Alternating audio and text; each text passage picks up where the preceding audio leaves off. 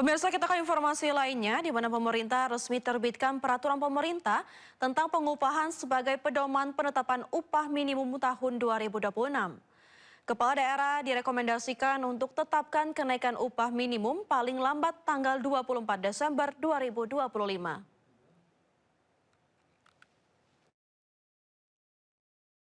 Pemerintah melalui Kementerian Ketenagakerjaan mengumumkan kenaikan upah minimum untuk tahun 2026. Menteri Ketenagakerjaan Yasirli mengungkap jika nilai indeks tertentu atau alfa dalam komponen penentuan upah minimum tahun 2026 mengalami kenaikan 0,5 hingga 0,9 dari sebelumnya di angka 0,1 hingga 0,3.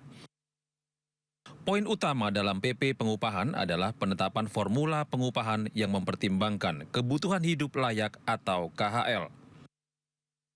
Formula tidak ada yang berubah dari formula bahwa kenaikan upah sama dengan inflasi ditambah pertumbuhan ekonomi dikali alfa.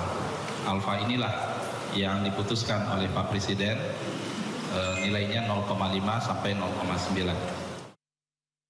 Menurut Yasirli, kenaikan upah minimum akan memberikan ruang lebih besar bagi daerah untuk menyesuaikan kebutuhan layak kerja. Melalui PP ini juga gubernur diberikan kewenangan menetapkan upah minimum kabupaten atau kota dan upah minimum sektoral kabupaten atau kota. Kepala daerah direkomendasikan untuk menetapkan kenaikan upah minimum paling lambat tanggal 24 Desember 2025 dengan mempertimbangkan rekomendasi dari Dewan Pengupahan Daerah. Dari Jakarta, Den Helmi Sajangbati, iNews melaporkan.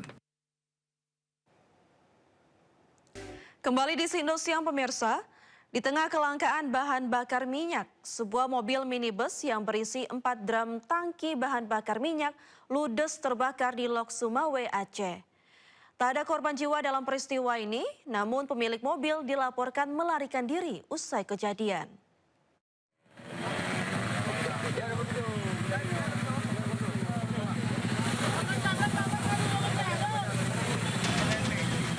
Satu unit mobil minibus yang baru keluar dari SPBU ludes terbakar di kawasan Taman Riyada, Kecamatan Banda Sakti, Kota Lok Sumawe, Aceh.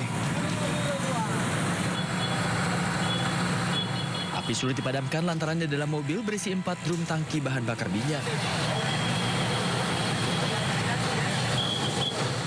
Api akhirnya berhasil dipadamkan setelah 4 unit mobil pemadam kebakaran serta 1 unit mobil water cannon milik Polres Lok Sumawe dikerahkan ke lokasi.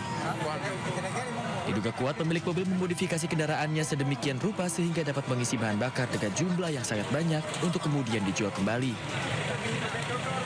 Pemilik mobil yang terbakar pun diketahui melarikan diri usai kejadian. Ada mobil yang keluar dari SPBU lalu ingin memutar ke arah keluar Kota Lok Sumawe. Setelah itu tiba-tiba mengeluarkan percikan api. Jadi setelah mengeluarkan percikan api dikarenakan memang di dalam mobil ini terdapat beberapa tangki yang sedang dan yang 2 ukuran besar sehingga api terus menyala di dalam mobil tersebut. Tidak ada korban jiwa dalam peristiwa tersebut. Pihak kepolisian akan menyelidiki peristiwa kebakaran mobil minibus itu dan mencari tahu pemiliknya. Dari Lok Sumawe, Aceh, Armia Jamil, iNews melaporkan. Ya, kelangkaan BBM pasca bencana banjir dan tanah longsor masih terjadi di Mandailing, Natal, Sumatera Utara. Kelangkaan BBM membuat warga berebut antrian hingga terjadi kericuhan. Para pengendara motor tak sabar saling serobot karena sudah lama mengantri di SPBU. Petugas kepolisian yang berjaga di SPBU mampu mengendalikan situasi. Sudah lebih dari 3 pekan pasca bencana banjir dan tanah longsor, kelangkaan BBM masih terus terjadi. Warga mengaku aktivitas mereka terganggu karena setiap hari menghadapi kondisi seperti ini. Lama kita di SPBU ya? Udah sejam lebih lah. Kenapa bang harus antri bang? Mau antri-antri gitu? Ya daripada beli ketengan nggak sanggup barangnya mah. Presiden Prabowo Subianto melanjutkan rangkaian kunjungan ke lokasi bencana banjir dan tanah longsor di Kabupaten Agam, Sumatera Barat. Hari ini Presiden Prabowo meninjau posko pengungsi di sebuah sekolah dasar di Palembayan, Agam, Sumatera Barat. Disambut lagu Indonesia Raya, Presiden Prabowo tiba di posko pengungsi SD 05 Kayu Pasak, Palembayan, Kabupaten Agam. Presiden didampingi Gubernur Sumbar, Mahyeldi Ansarullah, Kepala BNPB, Legend TNI Suharyanto, dan Seskap Letkol Teddy Indra Wijaya. Sejumlah warga, terutama ibu-ibu dan anak-anak, menghampiri dan menyalami untuk menyambut kedatangan Prabowo. Di pengungsian, Presiden sempat mencoba makanan yang dimasak di dapur umum.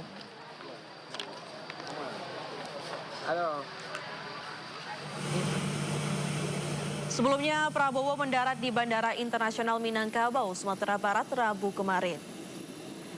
Prabowo mengecek sejumlah wilayah bencana yang ada di Kabupaten Agam.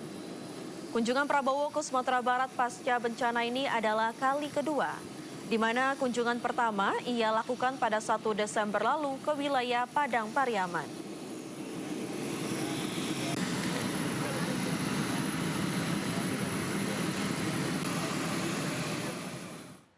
Sementara itu pemirsa, Wakil Presiden Gibran Rakabuming Raka mengunjungi posko pengungsian korban banjir bandang di Masjid At-Taqwa di Kabupaten Pidijaya, Aceh. Wapres Gibran menyapa para korban yang sejak beberapa hari terakhir mengungsi akibat banjir bandang. Gibran berinteraksi dengan anak-anak, memberikan mainan serta jajanan. Sekitar 20 menit berada di dalam Masjid At-Taqwa, Wapres juga berbincang dengan sejumlah pengungsi. Ia meminta para korban untuk bersabar dan tetap kuat menghadapi cobaan pasca bencana. Wapres pun turut menanyakan fasilitas di posko pengungsian, mulai dari jaringan listrik, ketersediaan wifi, hingga kebutuhan dasar lainnya.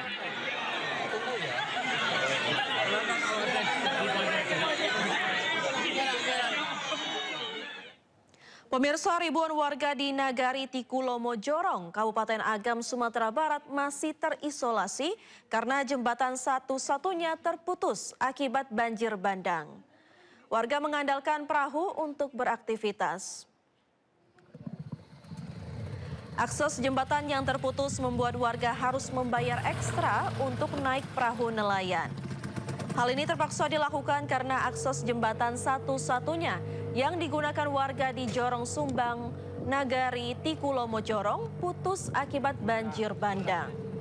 Akibatnya biaya naik perahu biasanya dipatok Rp100.000, namun kini bisa mencapai Rp250.000. Warga setempat berharap pemerintah kembali membangun jembatan yang putus untuk menghidupkan aktivitas perekonomian.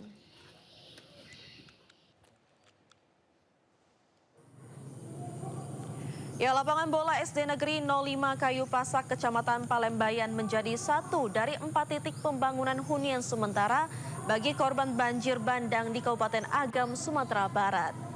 Pemerintah Kabupaten Agam bersama TNI Polri dan BNPB telah melakukan clearing area sebagai tahap awal pembangunan hunian. Lapangan ini akan dibangun ratusan unit huntara untuk menampung warga yang rumahnya rusak berat, hanyut atau berada di zona merah. Pembangunan ditargetkan selesai 2 Januari 2026, di mana total ada 116 unit hunian yang terbagi ke dalam beberapa tipe barak.